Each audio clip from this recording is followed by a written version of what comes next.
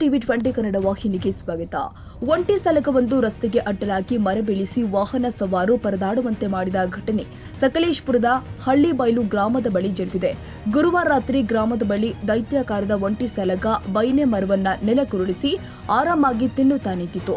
ಇದರಿಂದ ಕೆಲ ಕಾಲ ಹಲವಾರು ವಾಹನಗಳು ರಸ್ತೆಯಲ್ಲಿ ಸಾಲುಗಟ್ಟಿ ನಿಂತಿದ್ವು.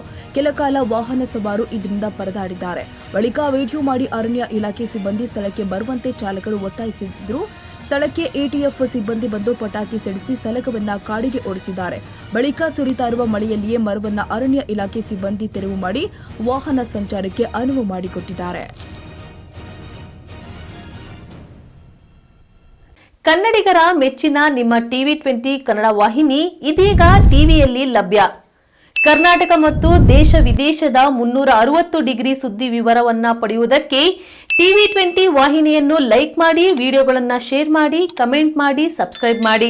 HCN ಕೇಬಲ್ 842 ನಂಬರ್ನಲ್ಲಿ ಹುಕ್ಕೇರಿ ತಾಲೂಕು ಹಾಗೂ ಸಂಕೇಶ್ವರದ ಸುತ್ತಮುತ್ತಲಿನ ಹಳ್ಳಿಗಳಲ್ಲಿ ಲಭ್ಯ.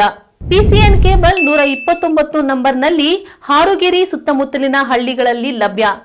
ರಾಯಬಾಗ್ ಡಿಜಿಟಲ್ ಚಾನೆಲ್ ಕೇಬಲ್ 80ನೇ ನಂಬರ್ನಲ್ಲಿ ರಾಯಬಾಗ ತಾಲೂಕಿನ ಸುತ್ತಮುತ್ತಲಿನ ಹಳ್ಳಿಗಳಲ್ಲಿ ಲಭ್ಯ. UDCN ಕೇಬಲ್ ನೆಟ್ವರ್ಕ್ ಉಗಾರ ಸುತ್ತಮುತ್ತಲಿನ ಹಳ್ಳಿಗಳಲ್ಲಿ ನಿಮ್ಮ ಟಿವಿ 20 ಕನ್ನಡ ವಾಹಿನಿಯೂ ಲಭ್ಯ.